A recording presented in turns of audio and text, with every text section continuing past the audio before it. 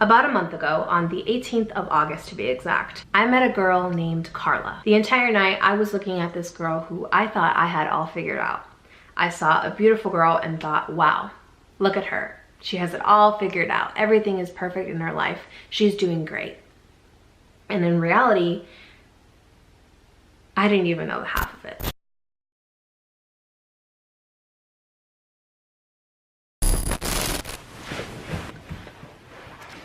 Okay.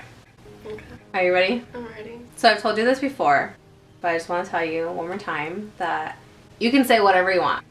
I don't want you to feel like you have to say more than you're comfortable with. You can say as much or as little as you want. The point is to just have a conversation, talk about mental health. Okay. Let's go. So you told me your story before this, and I don't really think that there's a way to like ease into it. So I think we should just dive in. You were the age of 15 when you first attempted. Yeah. I Yeah? just turned 15. You just turned 15? Yeah. It's just a couple months in. Do you remember where your mental health was at the years leading up to your first attempt? Mental health was never really a big talk in my house. Like, no one was like, oh, I need to go to the psychologist because I feel depressed or I feel sad or something. Like, it was just something like, you only go if you're crazy, or you only go if you really need to. It's not a normal thing that you just talk about. Like, if you're sad, my mom would be like, we'll get over it. Like, it's just one day. Tomorrow you'll be fine. I felt like I always just kind of kept my feelings in, and I always tell myself that, like, it's just one day, like, you're fine.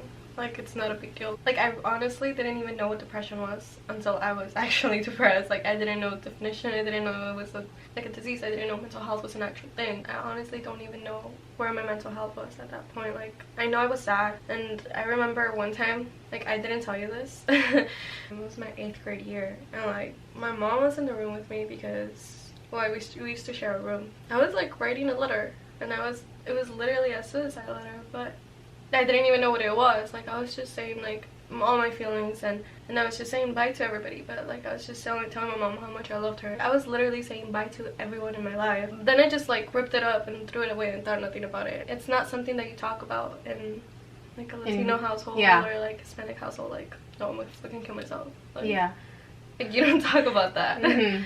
So at that point in 8th grade, were you having like suicidal thoughts? It was when all of that thing happened with that one girl that she drank the bleach. What was her name? Oh. There's a full investigation underway into the circumstances surrounding the death of Port Coquitlam teenager Amanda Todd. Amanda took her own life on Wednesday after posting a video on YouTube about the constant harassment and bullying she endured at school and online. I remember it was during that time, sort of, that I kind of understood what it was, and I kind of knew, like, oh my god, like, someone killed themselves. Like, I didn't know someone, like, just killed themselves. People just die, but they don't kill themselves. Yeah. It was stupid. Like, I was ignorant. Like, I feel like that sometimes. Like, sometimes I just want to die, and sometimes I don't want to be here, and sometimes, like, what is life? Like, like, why is life even worth it? But it wasn't nothing, like, I thought too much about it. Like, I didn't dwell over it, and I didn't, like, it was there, but I wouldn't put too much thought into it. But was there anything like specific, like, could you actually pinpoint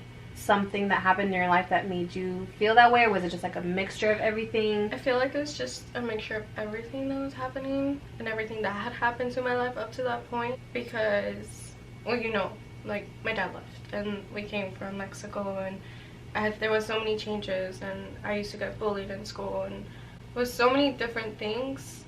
I can't really pinpoint something like this happened, so that's why. Yeah. Like, it was just like, I felt like it was just meant to happen. I guess like life was just pointed in that direction, that it was gonna happen at some point. Could you paint a picture for me, like, what life was like when you were 15? When I was 15. Yeah, like, what was a normal day for you? My first attempt was during the summer, so I wasn't at school yet. So a normal day for me would be pretty much, we used to live in a trailer park, and I would get ready, and then I would go to my friend's house because she lived a couple trailers away.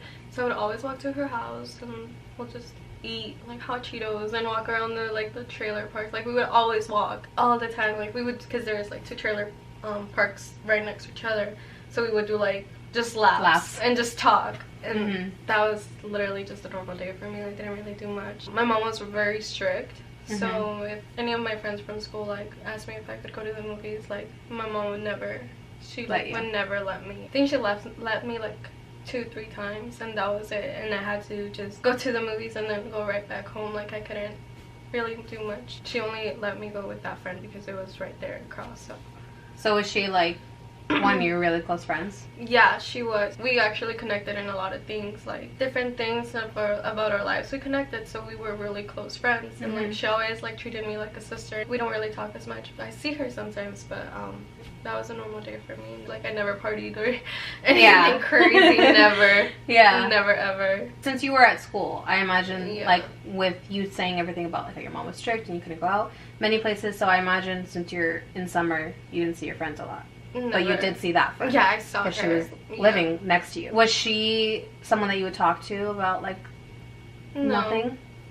Yes, it's not something you just talk about. Like we would just talk about like boys or a show or something, but we never really sat down and talked for real about like I'm feeling like this. Never. You think that was because like you were so young? Yeah, I felt like I was so young, and also like I like I'm saying, I didn't even know what that was until after it happened. I didn't know how to express my feelings. I didn't know how to talk to people about it, so I just pretty much always kept it in and just was like, it's just me. It's just something that I have. So you thought that like all those feelings were normal at that point? Like you thought everyone was going through that? I felt like not everyone was going through that, but I felt like it was my business. Like it's not socially acceptable. Yeah. Yeah. I remember in elementary school, there was this one girl, she used to self-harm. And like a lot of people were like, oh, she's just doing it for attention. I didn't want to be judged in that way. Like, oh, you're just doing it for attention. You're just doing it for this. Because like middle school and high school, like people are really judgmental. Like they'll literally just talk and talk and talk. I felt like I didn't want to be like, people be like that. Like you just want attention, because I didn't want attention. Like I legit felt like that. Can you walk me through each of your attempts and just tell me each story as if I'm hearing it for the first time? My first attempt was when I was 15, and it happened in August. I was about to start freshman year, so I had just gotten out of middle school. So a lot of things were going on at that time, like how is high school gonna be? How is my life gonna take off from here? High school is a big step. Like, a lot of people don't see that. Middle school was so different. Friends were so different, and once you get to high school, everything changes, and that's what happened. During the summer, I was having a lot of problems and stuff. One day, I did something really stupid, so I got in trouble, right? Really, really big trouble. So my mom, she was telling me stuff. My mom has changed so much from that, so I don't like want to bash on my mom or anything. But she was just pretty much calling me every name in the book. When I say everything, she called me everything. And it was just like, damn, like, if my mom feels this way about me, like, what's so freaking good about me? Like, if the person that's supposed to love you the most is telling you this, like, there must be something wrong with you. I can honestly say that I was 15 and I was stupid, and my first attempt was stupid, and I could say that because it was mine and it's my story, and I feel like I have the right to say that, and it was stupid. And that one was my fault. It was completely my fault. That's the only one I regret. I felt so like alone. I felt so like ashamed of myself. I got to the point where like I just don't want to be here. I don't want to live. I'm getting in so much trouble with my mom. Like, that's why I'm saying it's so stupid, because it was about something so small that I wanted to die. So I feel like that reflects everything that had already been going on in my life, that when it got to that point, it just got to that point and I couldn't take it anymore. I remember we were laying down in bed, because like I said, I used to share a room with my mom, and she was still really mad at me. She was telling me all of this stuff. So I went to the restroom, and I have a dog. We had like flea poison. Like I said, it happened when the girl drank the bleach. So I was like, what could kill me right now? Like, what could kill me? And I thought of that, like, it's poison. It says it's flea poison. It says it in the name. So I was like, I'm good with this. And I drank it, and it was disgusting, and I was taking chugs, and I was crying my eyes out, looking at myself in the mirror, like, you're really doing this right now. Like, you're literally deciding to do this with your life. And I didn't care. Like, I didn't care. After I did it, I just went back to the room with my mom, and she didn't know.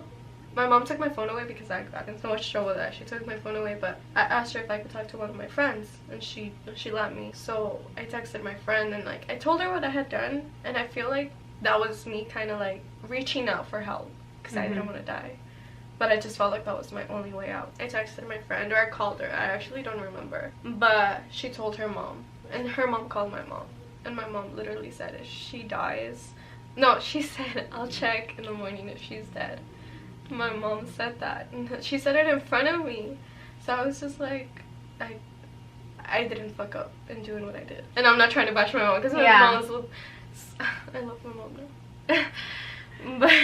but she literally said that about me, and I was like, damn, like, I'm really going through with this, like, I don't care then. But I wanted her to care, so I was telling her, like, so you don't care about me, like, you don't care about anything, like, you gave me life and you don't care about me, like, what's wrong with you? Like, what if I am dead in the morning, like, what are you gonna do? So after a while, I think after she, like, actually realized what had happened, she told my brother, and my brother was the one that was like, oh, like, let's take her to the hospital, like, what are you doing? They took me to the hospital. They called poison control, or is that what it's called? Yeah.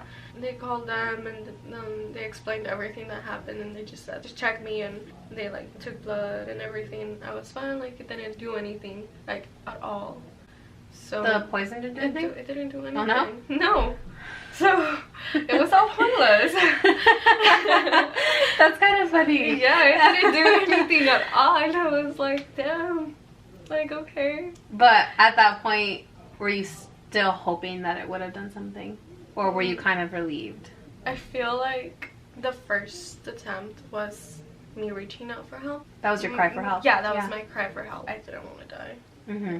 I realized that I didn't want to die. That's why I texted my friend. That's why I did everything. Like, I felt like I had so much more life to go to. Like, you know.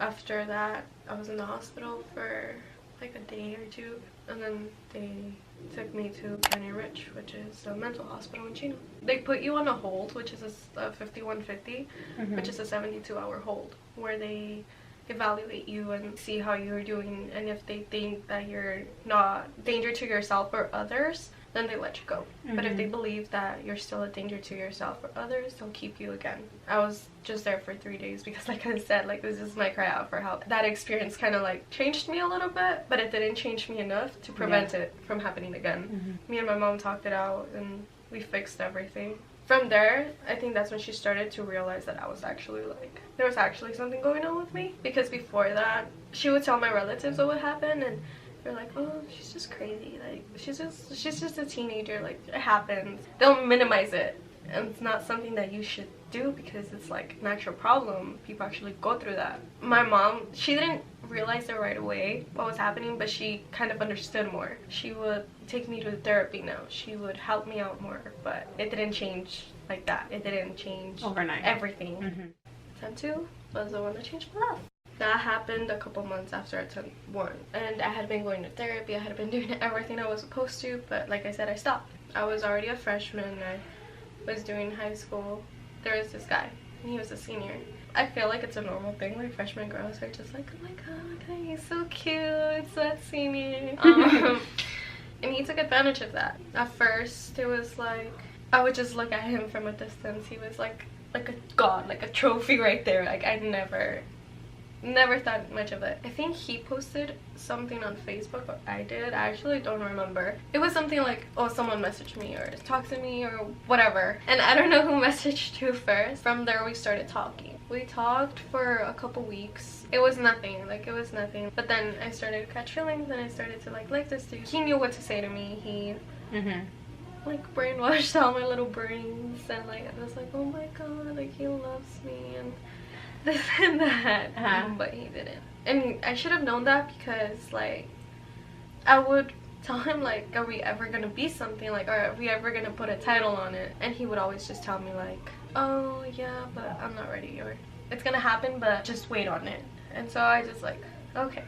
Yeah, I used to play soccer, and he used to play soccer as well. And so one day after practice, he's like, do you want to go to the store with me? In the high school that I used to go, there was like a little corner store down the street. And I was like, yeah, that's fine. So we went. I think I got like water or something, and then he like drove into like some palm trees, and he wanted to have sex with me, and I was not ready. I was like, no, take me back to school. And he got so mad, got out of there and took me back, dropped me off. And then I used to take the sun bus back home, and I got on the sun bus, and he like broke up with me over the phone. Like, he texted me. So I was so sad. I was like, is that all you wanted me for? Just for me to have sex with you? Like, that's all you wanted from me? So I felt really terrible about myself. I was like, is that all I'm good for? A couple of days passed, and we would still talk, because I was still like, oh I love him.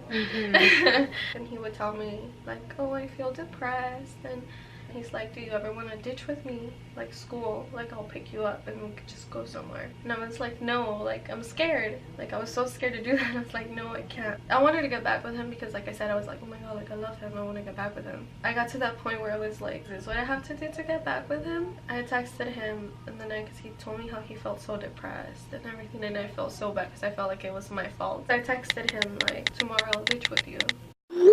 So the next day he picked me up in front of the school because I went on the bus, and he had his own car because he was a senior, and he picked me up and like we were driving around and everything. What happened happened, and that's all I'm gonna say. What happened happened. And then he dropped me back off at school, and I really thought like I was like pregnant. It was stupid, but I really thought like, what if I'm pregnant? What if this happened? So I was freaking out for a lot of days. I was freaking out, and I told him, hey, like, can you buy me a pregnancy test? Can you do anything to help me? And he literally said, like, no.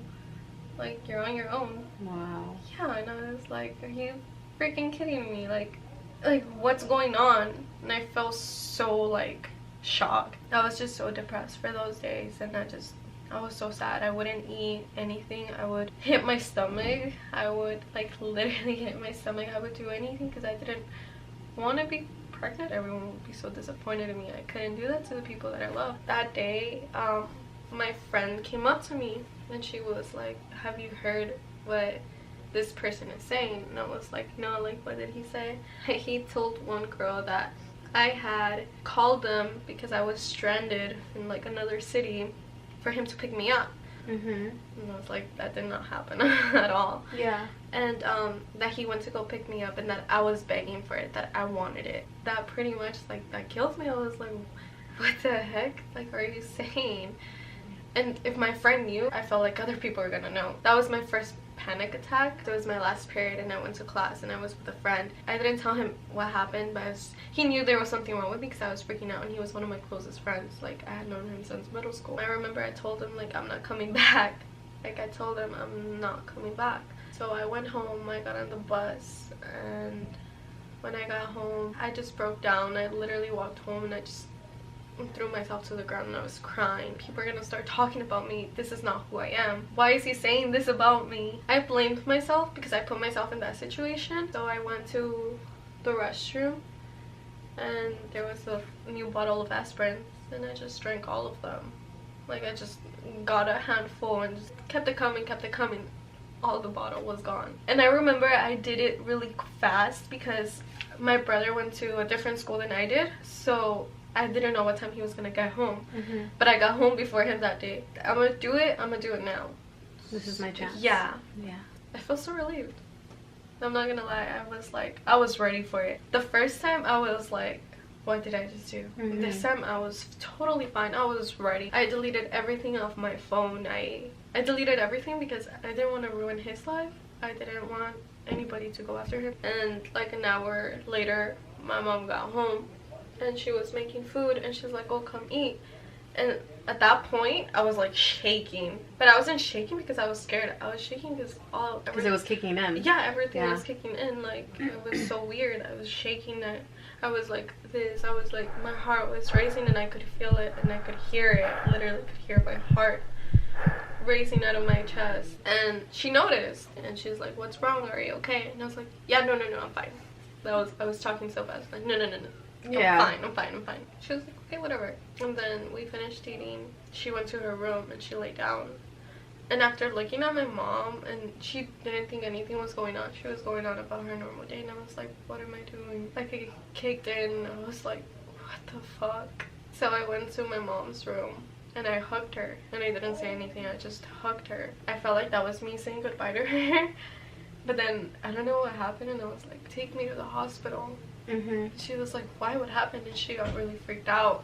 And that's when I told her what had happened. Up to this day, my mom doesn't know the full story. She just knows that I was having trouble at school, because I don't ever want my mom to know that something like that happened to me. She just knows I was having trouble at school or whatever. And she just got up really quick and she gave me milk. Like, they made me drink a whole gallon of milk.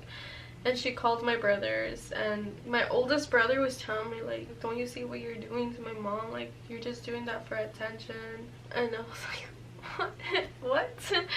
My mom didn't take me to the hospital right away because she knew what had happened the first time, where they took me to another hospital for a couple of days.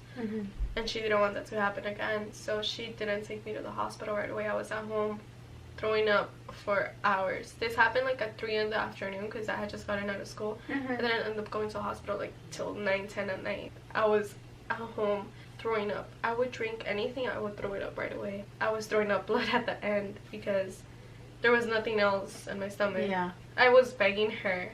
Actually, I was begging her. I was like, please, please, please, like, take me. Like, I'm like, I felt so sick. I wanted to just fall asleep. So she took me to the hospital, but she told me, we were in the car, she's like, don't tell them what you did. She told me that, she's like, just tell them that you feel sick, that you were throwing up. And I was like, okay.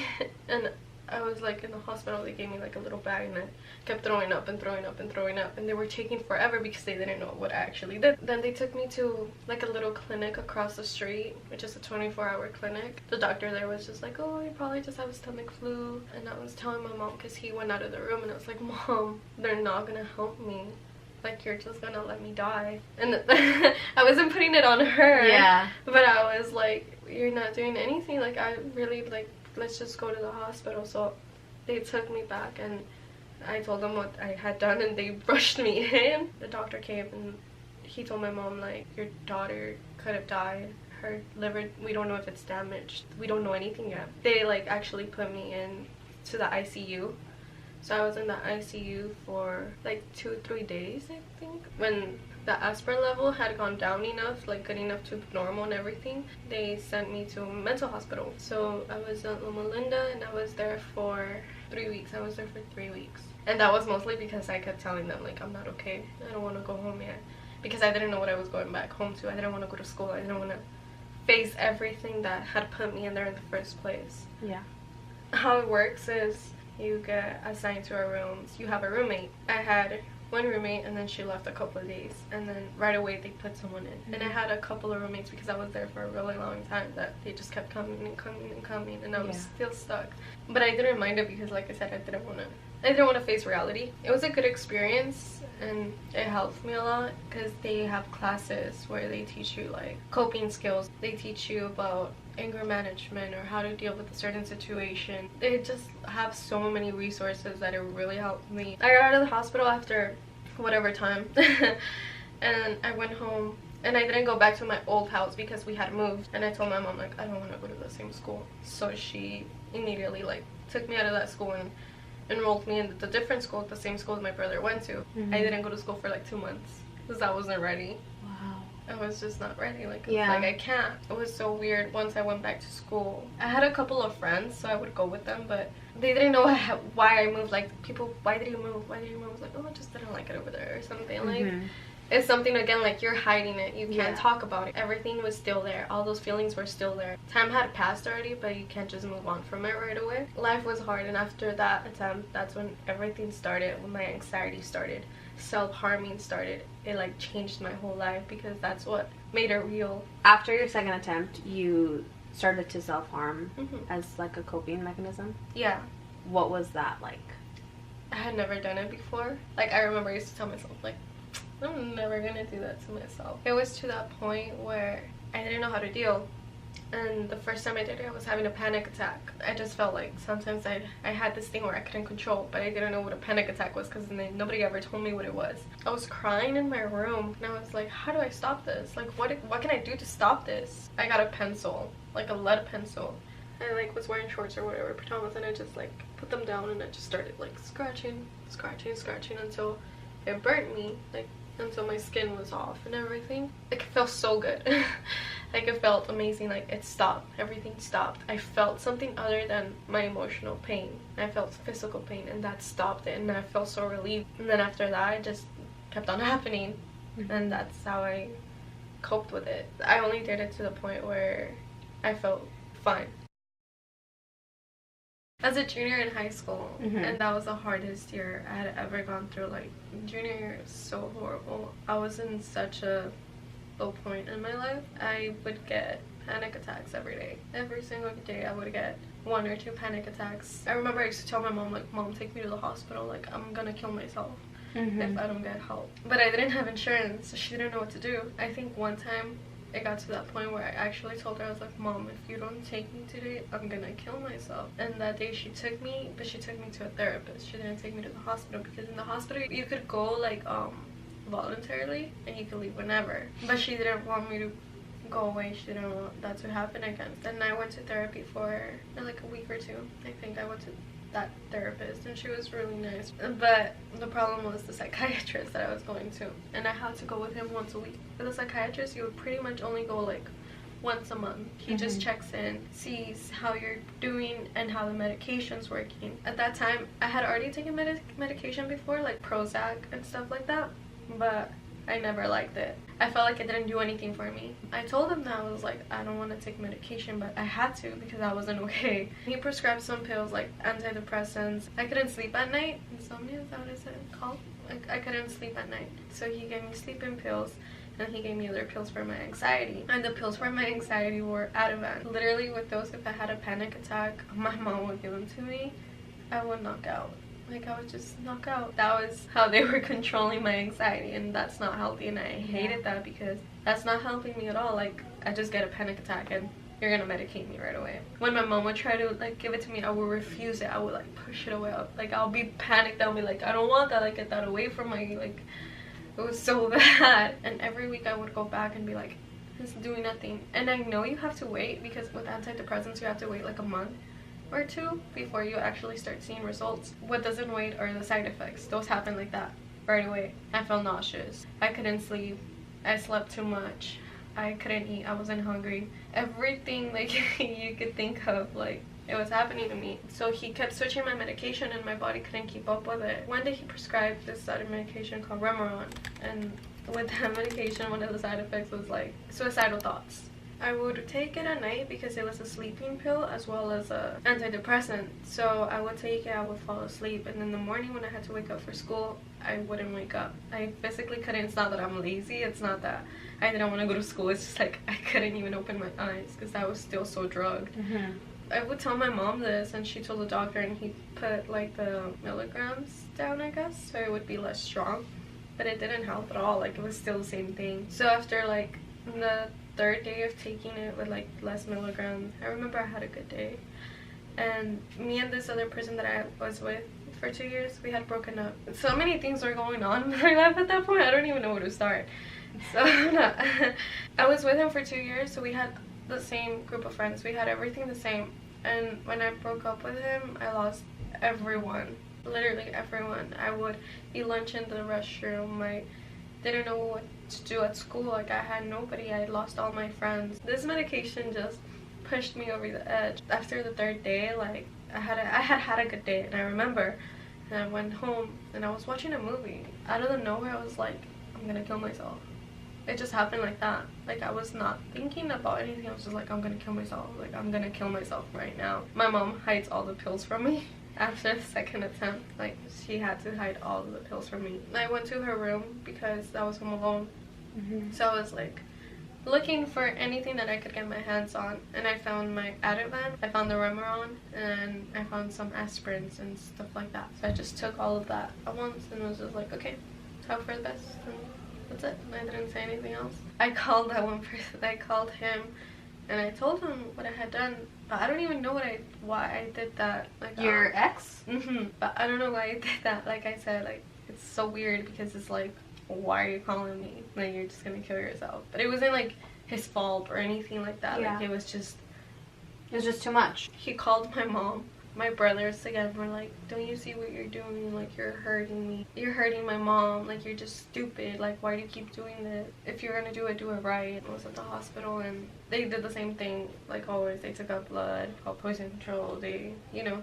I was there for like 2 weeks because they couldn't find a bed at a mental hospital because they're so full, because a lot of people go through it and people don't realize that. They were just waiting to find space for me somewhere. I guess a bed opened up, like at an emergency mental hospital. It's not a big one. They don't have as much resources. So when they took me to that hospital, I would sleep in a recliner. That was it. And it was in a small room, smaller than this room. I know you guys can't see, but it was small. That hospital was the shittiest hospital I've ever been to. It was literally a small room, recliners.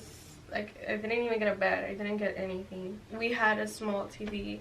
If we ever went outside, it wasn't even it was just concrete, and it was 4 walls. I was there for so long, and my psychiatrist, the doctor, didn't want to let me go. Like, I kept telling her, like, I'm fine, because I didn't want to still be there when I was 18.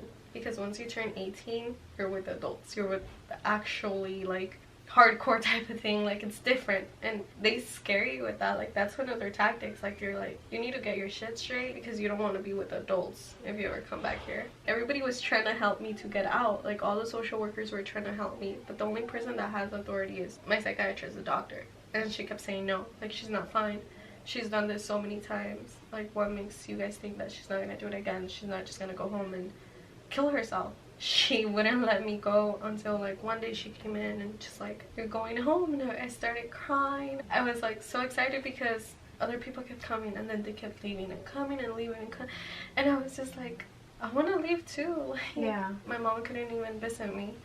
It was only over the phone. I did not see my mom for like 3 weeks. I couldn't not talk to anyone. I left, and I went back to school, and school was still shit. Everything was still shit. Nothing changed. I lost all my friends. I pushed everybody away. I didn't have anyone. I had nothing. I had literally nothing. I would miss school 3-4 times a week. I just didn't care. My GPA was so low. It was like 0 point something. Some teachers tried to, like, they helped me to make it up, but it wasn't gonna make much difference. Junior year was the hardest, and like, I would see everybody like prom. People would go to prom, and I didn't get to my junior prom. I didn't do anything because I was like so depressed. I didn't want to do anything. I felt so ashamed. I felt so embarrassed, and I felt like my dignity, just everything was taken away from me. Like, I lost myself. I fell into this like pit of nothing, and I was nothing. And I started self-harming again because I stopped for a while, and I started again because it was like I felt so numb. Life was happening, and I was just there, stuck.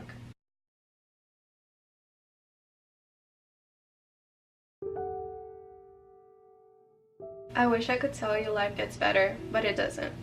You grow up and your problems grow up with you, but I can tell you that it gets easier. I don't know why life is the way that it is, or why God decided to make us the way that we are. I'm so sorry for how hard it has been, but know that it's not your fault.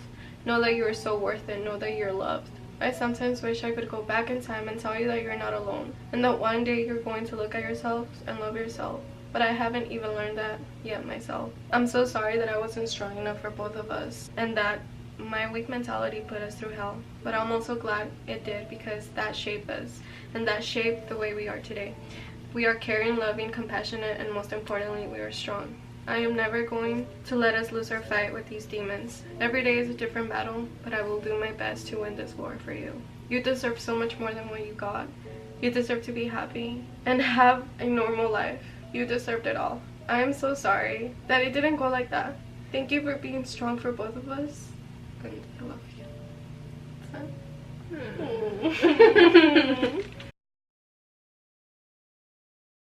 I literally hated myself back then. I still do sometimes, but I legit like hated myself. I couldn't even look at myself in the mirror. Like, I remember I would like stare at myself for hours and just cry and just yell at myself and just be like, you're so worthless, like you're nothing, like nobody loves you, no one's ever going to love you. Like, where did that come from? And that, I have no idea where that comes from. And I just remember like punching myself sometimes because I didn't know how else to make me feel something, how else to feel anything for me, feel sorry for myself, how to do anything. Like, I literally hated myself so bad that I like literally like all this video is about me killing myself because I hated myself so bad. I hated everyone. I hated my life. I hated living. I still do sometimes because it hasn't gone away, and it's not gonna go away that easy because it's something that I just learned to live with. It's an everyday thing. Some days are good, some days are bad. Some days I still stare at myself in the mirror and just look at me and see nothing, literally see shit.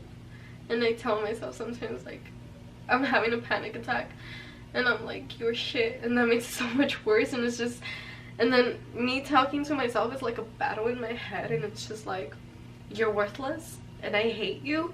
And then the other part of me is like, no, like, stop, I love you, like, be strong, like, don't do this. And like, it's not over for me, like, my life's not over. And sometimes I feel like it is. Sometimes I feel like I need to have everything already. I need to have my life straight, and I feel like dying, and I feel like no one loves me, and I feel like I don't have any friends, which I don't. I really don't. Like, literally, I remember telling you this when I met. I was like, I have no friends. I wish that I had friends that I could go out with, but instead I'm just at home doing nothing, hating myself, having a panic attack alone. And I'm just like I put myself here. Like, there was so many ways that my life could go to, but it ended up here. Like, how is that? Just everything in my life has been so horrible, and it has been so bad. I feel like it's just meant to happen. Like I said earlier, like, this is meant to happen. And some days I feel like I'm just gonna end up killing myself one day. Every day I think about that, like, I'm literally gonna die. Like, I'm gonna kill myself one day. I think I am. I feel like that's how I'm gonna die. I'm just gonna kill myself.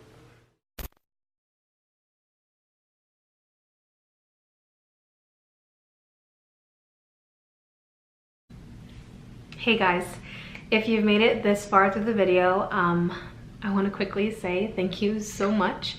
It means a lot to me that you would be willing to sit through a 40-minute video of my friend telling her story. So thank you. What you just saw was the last conversation that Carla and I had, and it got really intense and emotional to the point where I had to stop the cameras. I want to make it clear that Carla did tell me that I was free to use any of the footage that I had, but for this particular conversation, I felt like it was wrong for me to share it. Not because of how intense the conversation was, but because how vulnerable Carla was in that moment. I felt like it was more of a thing where it should be between us and not the internet. But then I thought about it, and this is the whole reason why we're doing this series, because we want to bring awareness to the struggles that people with mental health issues go through on a daily basis. So I'm just going to summarize a bit of what she said. She told me that the other day she had a panic attack and that she was really considering killing herself. And I knew that she still dealt with depression and anxiety.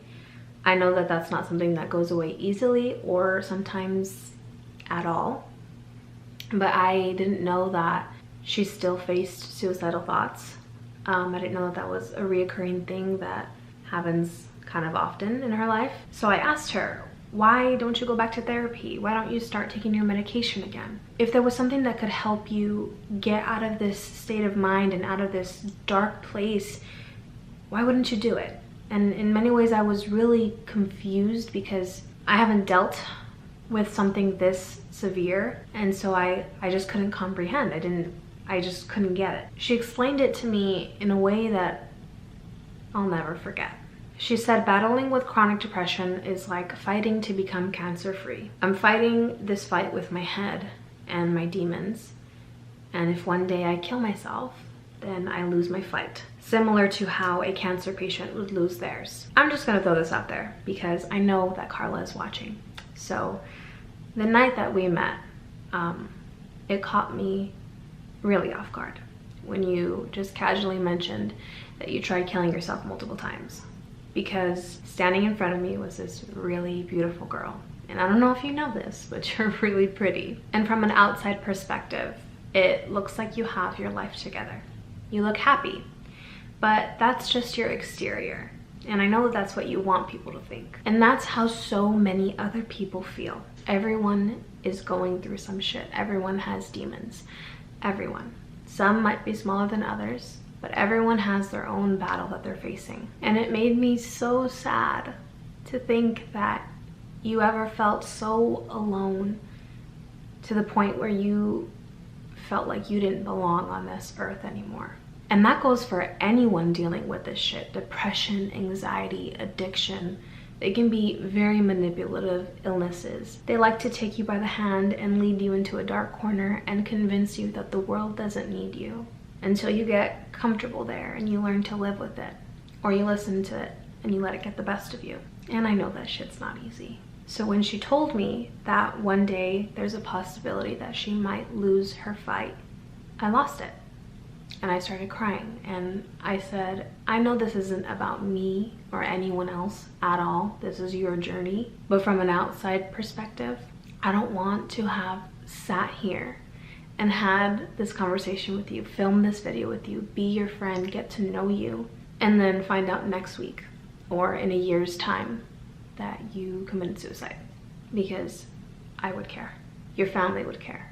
Your boyfriend would care. His family would care. And this video made me realize so much, and I hope it makes you realize things too. Carla and the audience, I hope it opens your eyes to how serious this is. It sucks because I like to fix things, and I can admit that. I am someone who likes to reach for the happy ending or make sure that whoever's watching is satisfied. And I have to admit that I can't do that with this video. I can't fix Carla. As much as I wish that I could, not for my own personal benefit, but just so I can see that she's happy and that she overcame her struggles. No one can fix her. Only she has that power to do that, to pull herself out of the darkness. Of course, everyone can play their part and help, but at the end, it's her effort and her will and her strength. And all I can do, all anyone can do, is offer support. And I hope that you know that you have that from me, Carla. Depression is a really weird thing because one day you can have the worst, hardest, shittiest day, and then the next day can be a little bit better, good, positive, maybe even happy. But that doesn't mean that everything has changed all of a sudden. It just means that you had a good day. And I hope that anyone that's dealing with the same things that Carla's going through, I hope that you have many more happy days. But for each bad day, I hope you know that you have people there to get you through it.